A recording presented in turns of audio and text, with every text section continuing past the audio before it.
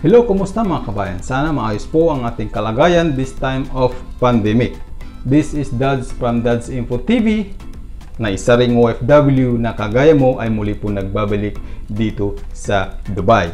Now, para naman po sa part 3 ng OFW Housing Program, sa huling webinar hosted by Polo Owa Japan last August 1, 2021, they discussed about on how to avail ng OFW housing through under PAG-IBIG.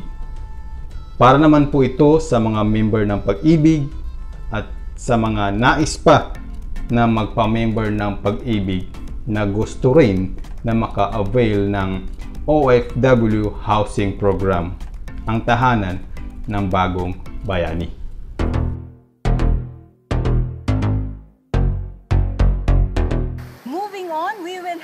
A message from our partner agency for this afternoon from the National Housing Authority.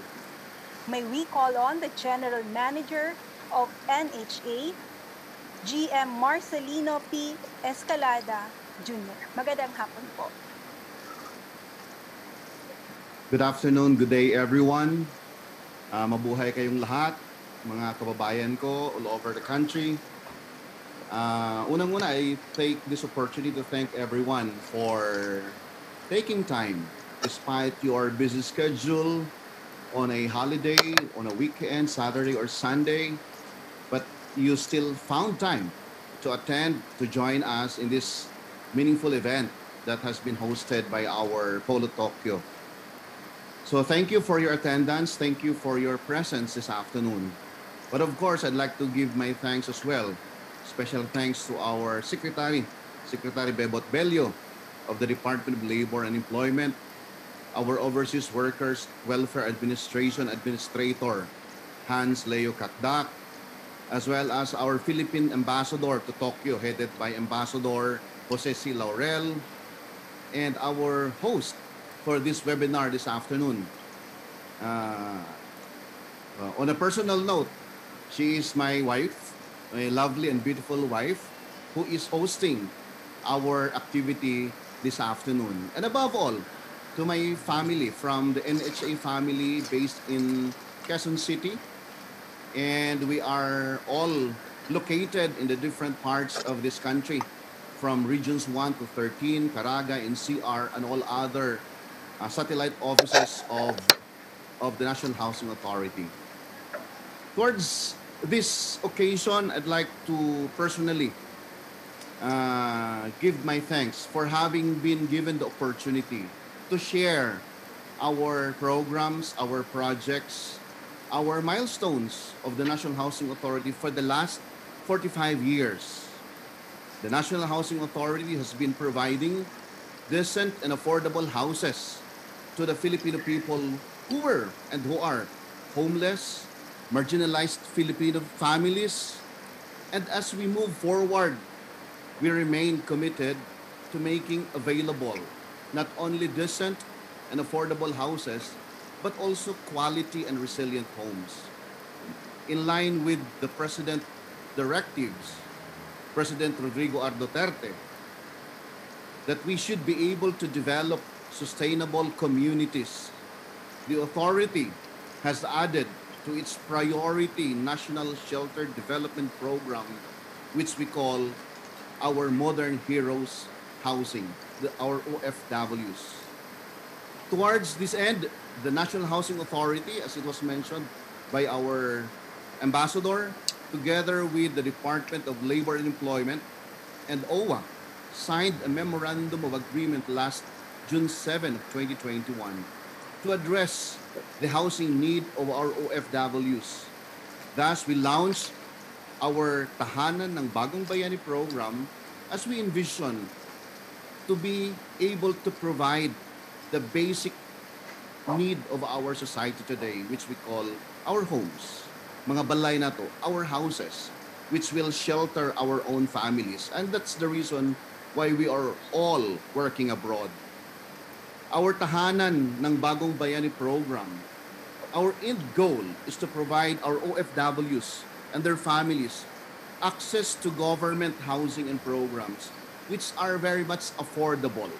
We are emphasizing affordable and affordability because we feel that regardless of the price and the amount, we are morally obligated to provide a heavily subsidized housing solution to our market, whether it's a primary market or secondary market, meaning to our beneficiaries. And this is with emphasis on no equity and straight monthly. Why? Because we have discussed this matter with the PAG-IBIG Fund that our housing solutions and our designs right now are even far, far better compared to other housing solutions and products and services available in the market today, and even more cheap and affordable compared to that of the market today. Meaning to say, this is something that the appraised value of PAG-IBIG Fund is higher than the market value of our own housing solutions. For example, if our housing project is only 1.5 million, the appraised value of PAG-IBIG Fund is 2.3. So if you buy it now and you resell it later, if you intend not to dwell or to use that, it means to say na kumikita ka na in a matter of day or days or even month. But what is important is there is investment on the part of our OFWs. We are making this affordable at less cost. It is also with no equity and straight monthly because again, the emphasis is it is heavily subsidized by government. So straight monthly, walang equity that others are also requiring from our own OFWs whenever you apply for private developers right now in the country today. So we offer wide range of designs and styles. We have duplex, we have low rise, medium rise, and for the first time in the National Housing Authority, we also embarked on something very ambitious. In the past, NHA only constructed the low-rise 5-story. Right now, in Cebu, there are 4 or 5 buildings at 10-story with lift already. And at the same time, here in Manila, we embarked to have a 22-story because our philosophy is, why can't we do it when the private sectors can? And after all, we have the same technical persons graduated from college, engineers and architects. We also have funding to support our own activities. And therefore, this is something that we can offer to our own beneficiaries, our OFWs. The sectoral housing is a strategy that will enable NHA to reach out to the variety of sectors in need of shelter. And number one is the OFW, our modern day heroes. NHA right now believe and we are committed to provide housing solutions to your own satisfaction, which we will be showing later in the presentation this afternoon. At the outset, during the time of COVID, our protocol, our standards would normally say, stay at home. But the basic problem is, where is that home right now? We should be able to have home first before we can stay at home. And therefore, the COVID will stay for the next 3 years, 4 years, or so. And therefore, we are morally and legally obligated to also provide housing solutions to our own kababayan, mga OFWs. And so, in behalf of our President, Rodrigo R. Duterte, our Senator Bongo, the members of the governing board, to include Secretary Bebot Bello. By the way, to all our OFW, mga kababayan natin, si Sec Bebot mismo ang nagsulti sa COA.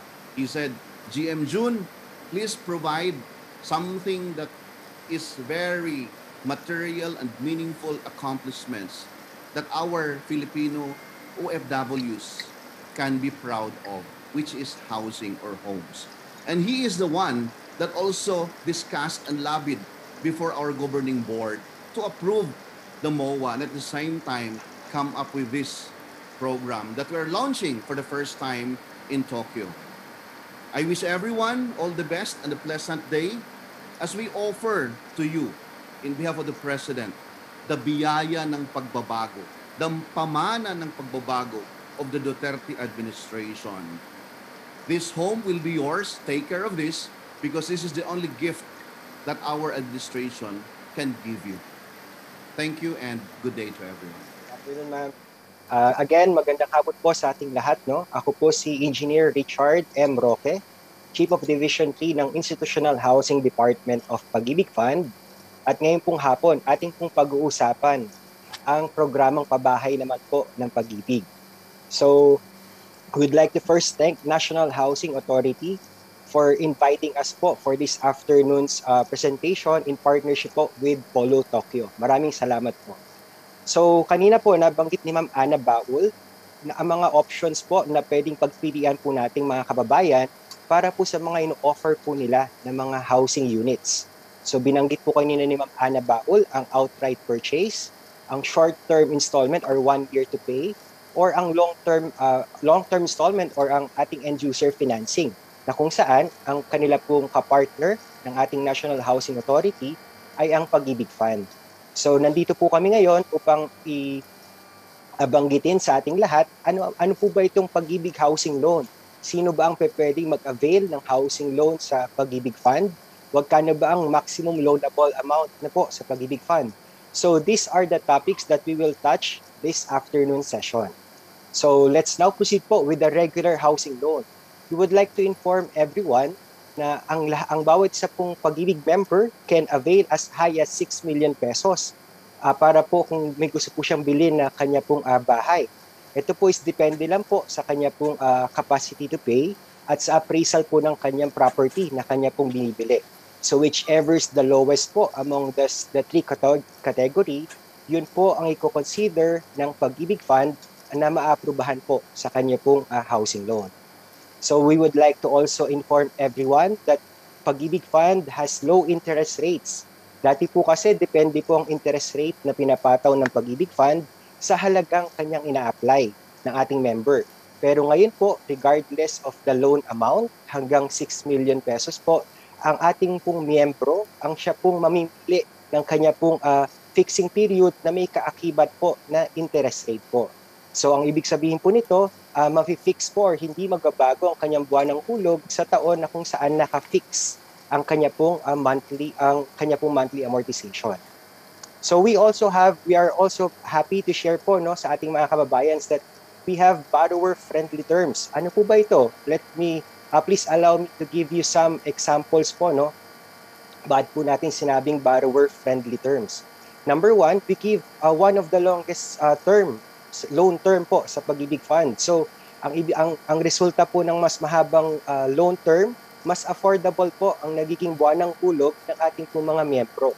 Another option po or another highlight po ng ating Pag-ibig Housing Loan is that pwede na po kasi ngayon sa Pag-ibig Fund ang multiple loans.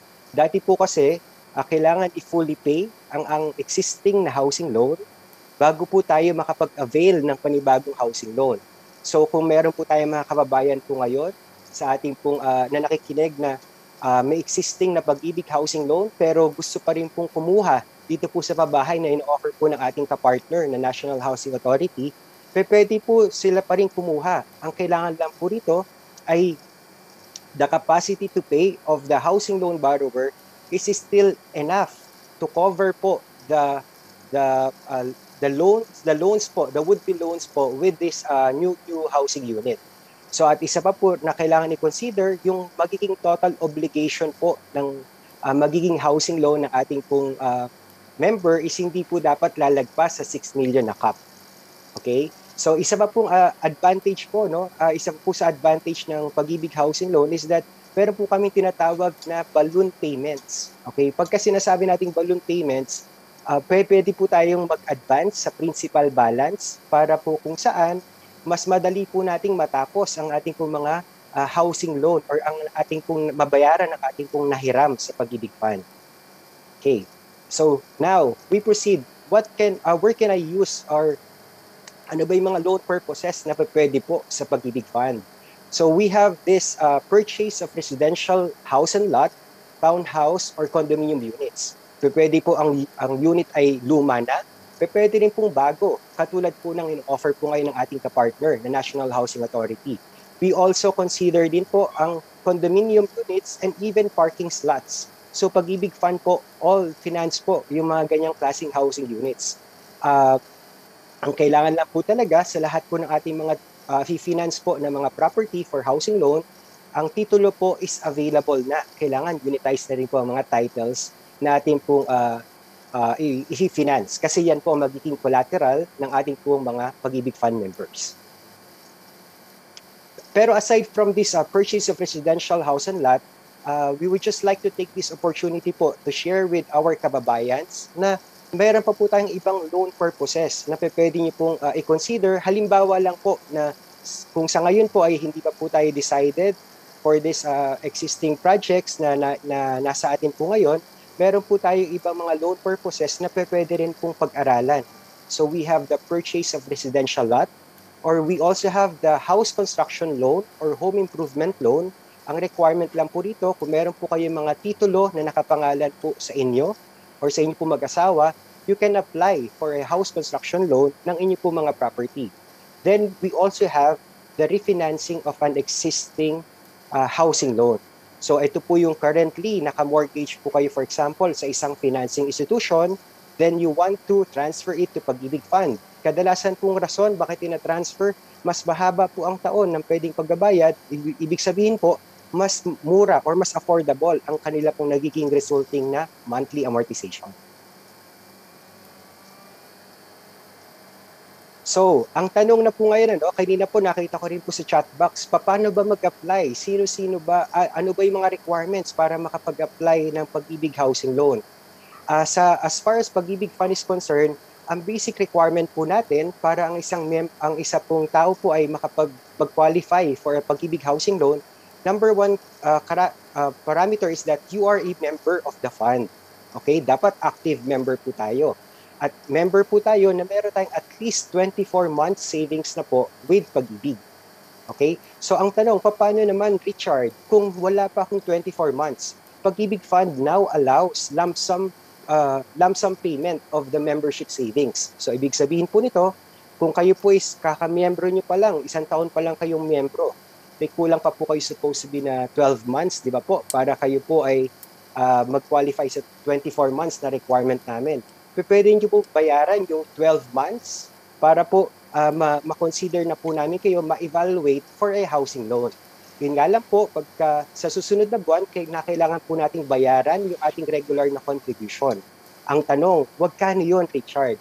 We only require the 200 pesos contribution po per month kasi 100 sa employer at 100 sa employee. So total lang po of 200 pesos per month. Yan po ang requirement. So for 24 months, it's equivalent po to 4,800 pesos.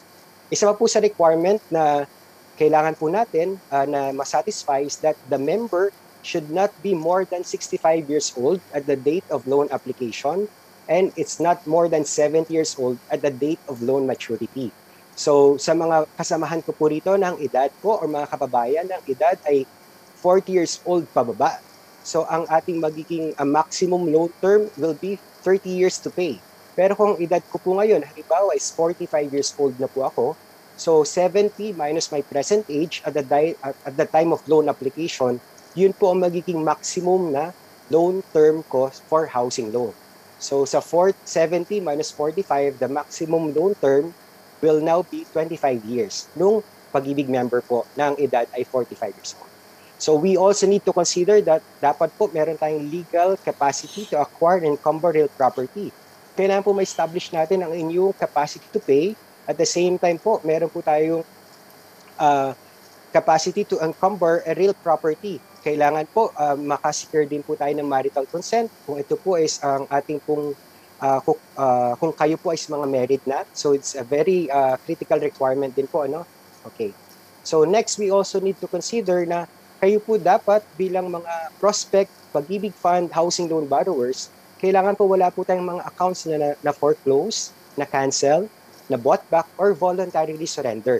Kasi kung ganun po ang nangyari, sabihin po lang nito, hindi po tayo naging natuloy ang ating naging obligasyon o responsibilidad during our first housing loan. So hindi po tayo mag-qualify for another housing loan.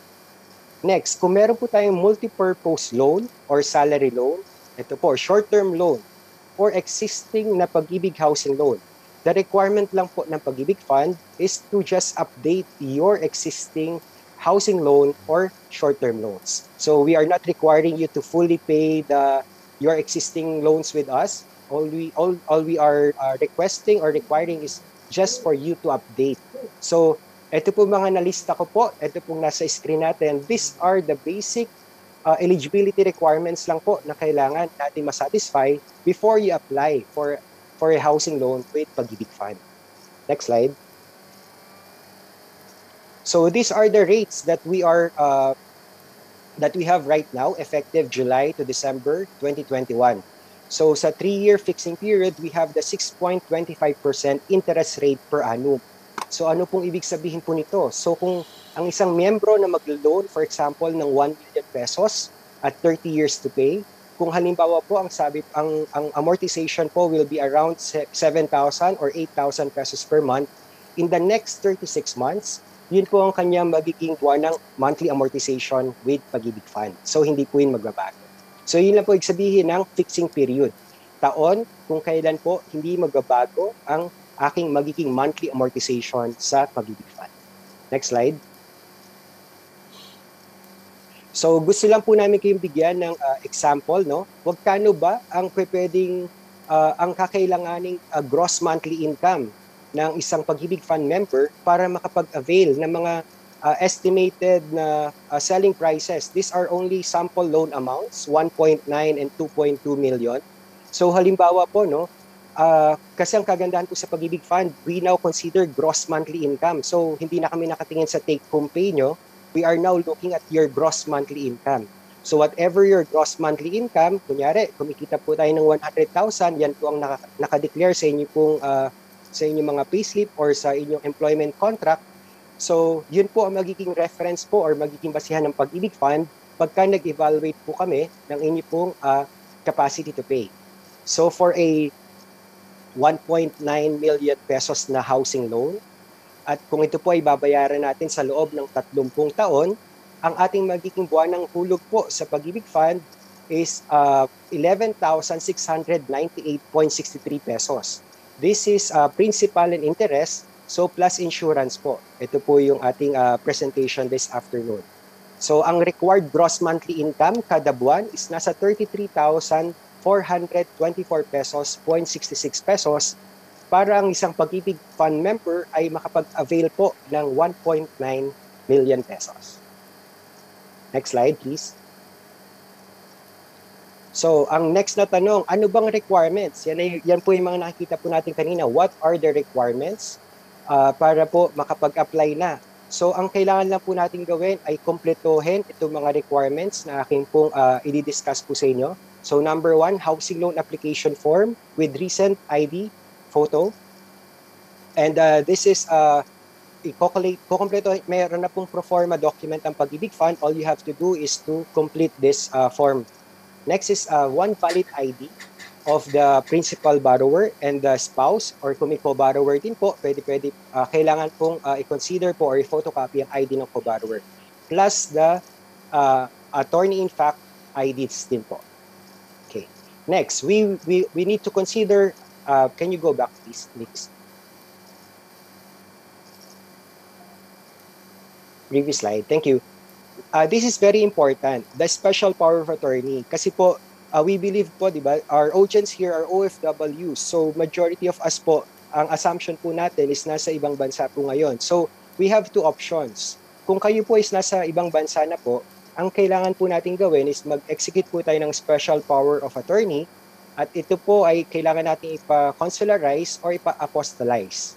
Kung kayo naman po is nandito po ngayon, nakabakasyon, at sa Pilipinas, nandito po kayo sa Pilipinas, pwede nyo po itong ipanotaryo ang special power of attorney sa any notary public dito po sa Pilipinas.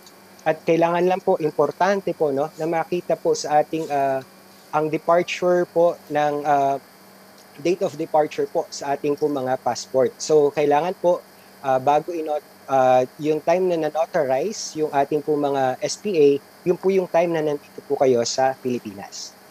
Next slide, please. So ano ba yung mga requirements for OFWs in terms of income naman, ano? Paano establish? Kasi nga po, bago po kasi tayo mag-grant ng housing loan, we need to check the capacity to pay of the member. If kaya nga po niyang mababayaran yung kanya pong hihiramin sa Pag-ibig Fund. Kasi po ang naisin po natin, ma-maintain po talaga sa mga borrower natin yung kanila po mga niloan na mga bahay. So what are the requirements? We will be requiring any of the following: latest employment contract or the late certificate of employment and compensation po ng ating pong Pag-ibig Fund member. Kindly take note lang po, no, that for all of the requirements po na na-mention ko po kanina, this should be English translation. And kung halimbawa po, no, ang ating pong magiging housing loans, Pag-ibig Fund, kunyari po may condominium po kayo na nagustuhan sa offer po ng National Housing Authority po kanina na nag-amount ng, let's say, 2 million and above, we will also be requiring po the housing loan borrower to execute a health statement form. And the other technical and legal requirements, it will now be prepared po and provided po to you by NHA. So sila po magpe-prepare po niyan. All you have to do is to go to their office or makipag-set ng appointment po for the signing of all the contracts. These are the 6 easy steps that we will be following. So number 1, din nga po, napakita po namin checklist of requirements. All you have to do is to complete those requirements. Then you submit it to National Housing Authority. They will initially evaluate it.